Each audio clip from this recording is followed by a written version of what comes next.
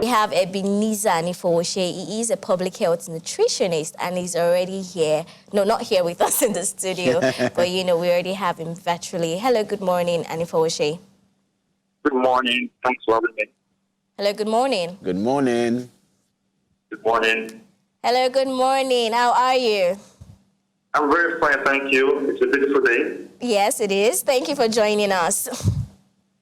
Yeah, thanks for having me too. All right, so we're talking about healthy eating and, the right attitude towards healthy eating. Now, my very first question for you would be, what are the ways in which a person can actually eat healthy? Can you repeat that question, please? I said my very first question for you this morning would be, what are the ways a person can eat healthy? What it means to eat healthy? Yes. All right, so I'll just try to make it simple. We eat to sustain life. So we need to understand that fundamentally. That the reason why we eat is not just to feel a craving or to feel good or to eat ceremoniously or to eat socially. These are many very simple eat. But the big reason we eat is to sustain life. So the real attitude to eating is to ensure we are eating to sustain our life. And also just take that and break that a bit further. That we are made up of cells, trillions of cells. Everything we do boils down to the cell. Okay. Every food we eat are born in the cells. So we need to ensure we are feeding ourselves. That our cells have the right nutrients, vitamins, phytonutrients, phytochemicals they need to remain healthy and to fight disease. Okay. So this should be our attitude to eating. Interesting. All right, so what would be a typical balanced diet meal? What would be a typical balanced diet meal plan? We want our viewers to take something away from this discussion this morning. So in your expert's opinion, what would be a typical, balanced diet meal plan a person can essentially come up with to achieve healthy living? All right. And I'll try and answer this with something practical. Yes. Okay. That they would always use to judge a balanced meal, right? Because if you go on, like, you probably see a lot of things and probably conflicting opinions. Okay. So now, when I say our cells need to sustain itself for life, what do they need? They need vitamins. Okay. They need minerals. All right. They need proteins. They need carbohydrates, whole grains. Yeah. Then they need phytonutrients and phytochemicals. Yes. So the foods that give us all of these are the things we should be eating. I might not give a recommendation of counting calories or cooking your food because practically we don't do that. Nobody wants to start breakfast and then takes out the weighing machine and starts measuring the food into the plate. Okay. So how should we eat? And so we get food from the various classes and groups of food that contains all of these nutrients. So plant sources of foods, the best sources of foods, they contain vitamins, minerals, phytonutrients, phytochemicals, and many antioxidants, which help sustain life and prevent disease, and also help to reverse disease whenever we fall sick or get this problem. So now, there are plant sources of foods. Of course, we have the whole grains. We're sure we get a chunk of whole grains, a quarter of our plate, and every should be whole grains. Precisely whole grains, not processed grains. Then fruits and vegetables should form about half of our plate on a daily basis. So either we do it per meal, or we just try and so we get it throughout the day. About there are varying opinions for about 6 to 9 servings throughout the day. It's having a handful. So let's say some apples in the morning, banana midday, some other. So throughout the day we are getting a handful of fruits and vegetables. Okay. And of course, there are the living vegetables and the non-living vegetables with the fruit itself. Then proteins. We're going to get about a quarter of our plate to the proteins, precisely plant-based sources of proteins. And then very importantly, ensure we're eating a variety of foods. A variety of foods that come in season, and a variety of foods so that we are getting, no food is perfect, no food is complete. Yeah. We need to ensure it is balanced. So that creativity, if someone has to create a meal plan, for example, and the first is consider these classes of foods, carbohydrate, proteins, fruits and vegetables, So once you pick food from all of this variety and then throughout the week, make it creative. Make a variety. So it will be the same thing one is eating day in, day out. So I think this for me the general template to plan any meal on. That's what I can balance and provide the nutrition itself needs. All right, so let's give an example now. Let's make it more practical, for our viewers. So say in the morning, what can you actually eat? Since in a day we are at least to maintain, a balanced diet. In the morning, what can you take in the morning, in the afternoon, and in the night, to make it a complete balanced diet meal? Like examples now. Okay. Whole grains. What are the foods we have under the whole grains? We have the corn, millet, sorghum, and many other food in the cereal, something like that. So most options, what people go for is the packaged cereals, right? Like the cornflakes, the oatmeal, and many other products like that. Yeah. But we will say go for it as natural as possible, as organic as possible. So in the morning you could have rice. Rice, so that's your grain sorted. Oh, if you go whole grain better, that means you want to probably go for local rice or brown rice. Better than polished rice. Okay. So whole grain is sorted. What about your protein? So you want to ensure you have your meat, fish, preferably white meat, rather than red meat. I mean, there's an order for the health classification. Okay. Then the other plant-based source of protein. So there's school of thought which been scientifically proven that avoiding meat could be beneficial to health, but many of the diseases are linked to meat. So one could go for the protein options that are high in protein. I mean, plant options that are high in protein. Yeah. So once you get a protein sorted also, now I want to talk about your fats, right? Your healthy fats. So nuts and seeds help provide the healthy fats. And then plant-based oils also provide healthy fats with minimal saturated diet. Now, it's really difficult to give, to say this is what you need to breakfast in the morning. That's why I wouldn't really say eat this way, this is exactly what you have. I mean, you can't give the same result to everyone. But anyone who wants to eat skin about eating healthy, should just take note of this point. And once you've sorted out your fat, then your fruit and vegetables. So either you're having it as a juice, as a smoothie in the morning, or you have it as an after meal snack, whole foods or the juice option. But something that what's important is also know that you should eat as healthy as possible, as unprocessed as possible. What does that mean? One orange, 2 oranges is better than a cup of fruit juice. Absolutely. So now that's breakfast. Now lunch, you don't want to have rice again. You still want to get your whole grain and the same thing. So we want to go for other grain options at lunch. And they want to go for other protein options at dinner. So that I said, when you're planning your diet, your weekly timetable or monthly timetable, you can put in those varieties. And basically, if you walk into any market, any open air market, not a store right now, and everything you can see in a market are the healthy productions that promote life, that supply all we need for health. So by the time you are shopping, you also ensure you are shopping that variety across. So of course, we have the beans and the proteins, we have the nuts, we have the vegetables and all that. So just having that variety is what helps. Then you create what works for you. It's a diet plan or a food plan might not work for everybody. I mean, what is available in your own locality, what you will find not to yet. So when you go to shop the variety, and then with this understanding, you can create what works for you. Okay. Yes. We're talking about maintaining the right attitude to, healthy eating. Now, a lot of us that are involved in the 9-to-5 kind of job, it might be a little bit hard trying to maintain the right attitude. Now, as a public health nutritionist that you are, how do you help people maintain, the right attitude towards healthy eating, even when, they have a lot going on in their everyday activities?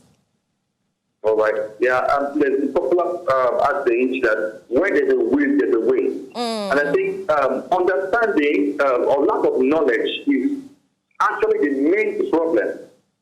My company name is Educate, which I coined from the word health and educate. Yeah. Most people are educated, but they are not educated. And we live our lives, we're working hard, we go to work every day, we raise up our children because we want a good life. But at the end of the day, we spend all we've gathered, we spend all we've raised, all our investment. For most people, they need to treat disease. And that's the irony. So I think we don't need to create that shock. Understand that everything you're pursuing, without health, you can't enjoy them. So once people just come to understand that, they begin to internally make changes. There's no advice I want to give to you without you yourself coming to the point of realization and commitment. You wouldn't take the advice. So it's more internal. It's intrinsic. People need to understand that your health comes first. Once you understand that and you pursue it, then everything takes follows suit. You make the changes required. Now, what am I saying? Okay. Most people will not change their health until they fall sick. Now, you go to work every day, you claim that you're so busy, and then if you get a disease, you will take leave of work, it might even be unpaid leave, to take care of yourself. You will get a replacement at work. Okay. So you need to prioritize your health. I mean, if everybody understands this, we will take whatever is required, we will take the pain to make changes to our diet. Yeah. So understand that your health comes first. And the funny thing is, like my mentor said, Dr. Patrick, you will always pay the price for health. True. So either you pay it up front and avoid disease, or you pay it as a debt and then pay for the disease when you are done with it. Some people are suffering from diabetes, hypertension, cancer. They are all preventable. And actually also, recent studies have shown that they are actually reversible through diet and lifestyle. So make your choice. It's a choice. Health is a choice. Yes. Either you choose to live healthy without disease-free, you reach the right old age, or you choose disease and then get disease at diabetes at 35. The numbers are dropping and it's alarming. So what do I say to beauty professionals? Find a way around your work. Wow. Once you understand that, understanding is the first thing, and that's if you notice that's what I've been saying. Once you understand these basics, right, you now walk around it. So what are the things you also want to ensure you are doing? You want to cook home as much as possible. So investing in a refrigerator, in a deep freezer, is an investment. It's not an expense for healthy living. You can start cook on Sunday, on weekends, cook for the whole week, and then store them. On during the weekday, you just bring out and microwave. You want to also, for the week, shop for your food. Most foods will last for a week. So on weekend, do your food shopping so that you can easily have access to them from home. Because sometimes you might not even work in an area where you find food at all. Yeah, now, that also helps. Then you also want to, of course, you want to reduce your snacking on fast foods and then on snacks and also fizzy drinks. So go for the healthy options. So same thing, if you can get orders for, let's say, healthy drink options, your Kuno, your Zobo, having a refrigerator helps. That's actually challenging. I mean, when there's no power, it's certainly more challenging to eat healthy because you want to eat raw and you can't go to the market every day to buy raw food. Or some food gets spoiled in a day or two. So having a refrigerator actually helps a lot in our clients, right? So you can make your Kuno or Zobo orders in the week if you're able to store them throughout the week. So weekends are a great time to prepare and reset your health and ensure you get in these best choices that will help you. Now, if you can't do all that still, then take your lunch with you as much as possible. Take your food with you. If you can't do that, if you are making purchases, there are many healthy restaurants. So they're not expensive, but there are healthy restaurants that serve organic food, that serve freshly cooked foods. You want to probably buy from those rather than sticking to fast foods and fizzy drinks, which on the long run cause a lot of issues to health. And let's also mention quickly that our children, what are we passing in their lunch boxes? Not just parents now, children also are victims. So if you check a typical lunch box, you find a lot of sugars, lots of fats, unhealthy fats, and just lots of unhealthy food. Now we need to help our children. Recently, studies have shown that what was this thing called? Plaques formed in the arteries that causes cardiac diseases. Okay. Start as early as age 10.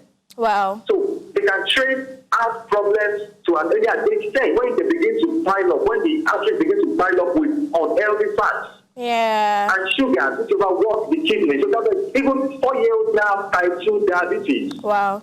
4-year-olds, not type 1, type 2, which is caused by insulin resistance. Yeah. And leather matter, of course, which is caused by fat on the long run. So sugars and fats. So the first thing you want to avoid bad fats, bad sugars, then high salt intake. Yeah. These are the things, they are so much in processed food. Anything you can buy in a store, if you walk into a store, a big mall, anything you can buy on the shelf are high in these things. You want to minimize them as much as possible. Now, these companies are out to make profits. So no matter the marketing we see on TV, their profit comes first. Mm-hmm. They only try to now make us healthy, like try to find the balance. But profit is tough for them. So no matter what you hear on TV, minimize processed food intake.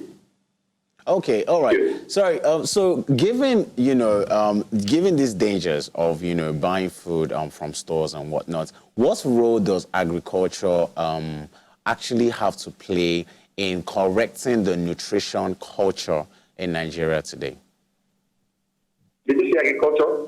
Yes. So, yes, the role of agriculture in trying to correct the nutrition culture in our country today. Like a lot of people, don't really see the importance, for instance, of having a nutritionist or paying attention to a diet plan. What role does agriculture, eating, raw food, have to play? What role does agriculture have to play in correcting the nutrition culture in Nigeria today? Yeah, thank you for that question. Agriculture has a lot of role to play because food comes from agriculture. Food comes from farming, from planting.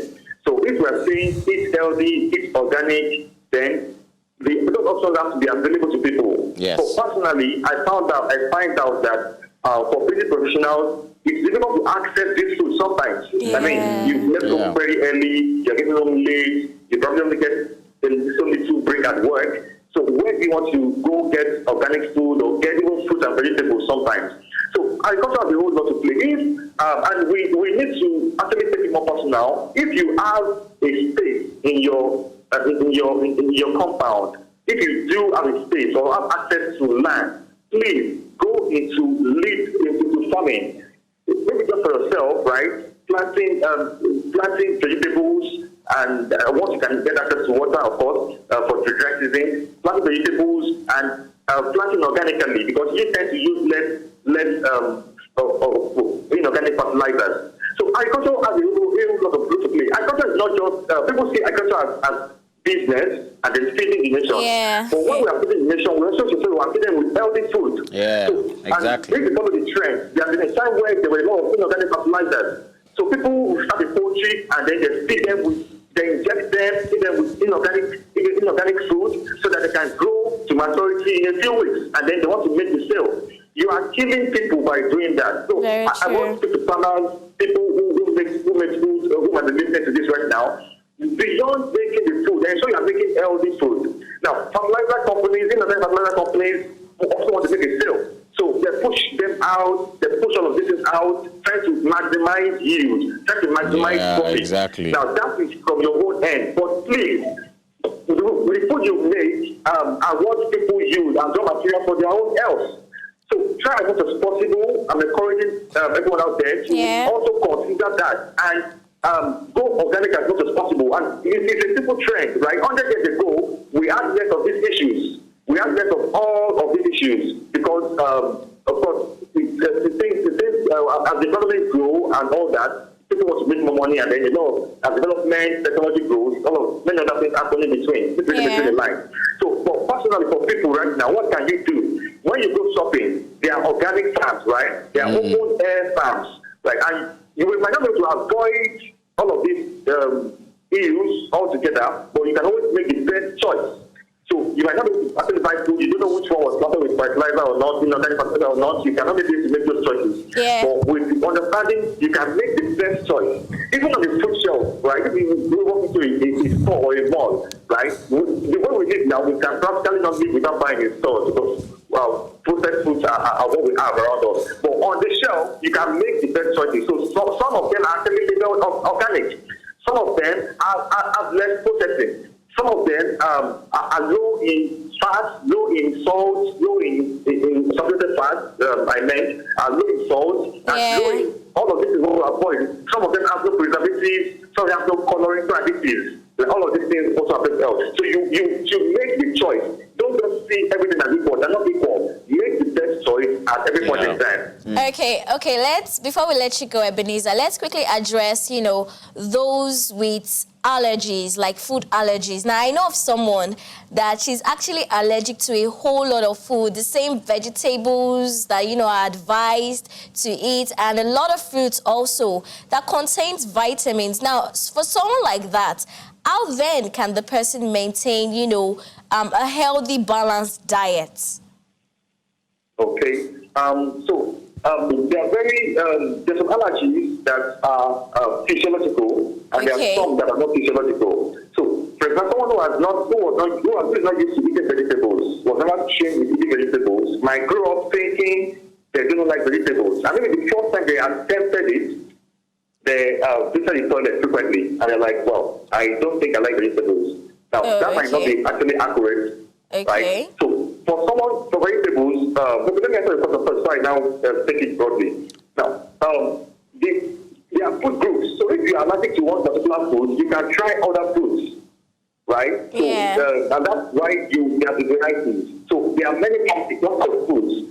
Try other foods. And there is even no single plant that has a monopoly of all nutrients. Only soya beans has a monopoly of all amino acids. But not that, it doesn't have other nutrients. So that's why every food should be a variety. Our meals should be a variety. So if you can't eat one, it doesn't mean nothing will happen to you. Many other plants and animal sort of food contain those same vitamins and nutrients. Personally, you might want to do a little search, right? So if you know the particular food you're allergic to, do a search. What is contained in that food, and then do another search. What that food contains the same thing, and then you can always take those foods to substitute for that food. If you get what I mean. So having said that, this is specific advice for anyone who has an allergy to a particular food. It would be wrong to say somebody has an allergy to all vegetables. So some might say, I don't like vegetables at all. What would happen is that the person is not used to take vegetables. You can't take vegetables throughout your childhood and then grow up to say you are allergic to it. The person is not used to taking vegetables and then it's trained to the person. So what my the person should experiment. The person should try, right? So in little bit, you can begin to introduce them to your diet. I mean, these are not physiologic allergies that refer to now, not the ones that give you that probably end you up in an hospital, that give you a reaction, not those ones. Maybe someone that says I visit toilet or I get to start a lot kind of food and all that. So that's what I'm saying. You can experiment, you can try out the food, you can try in little quantities and then see how you tolerate them, right?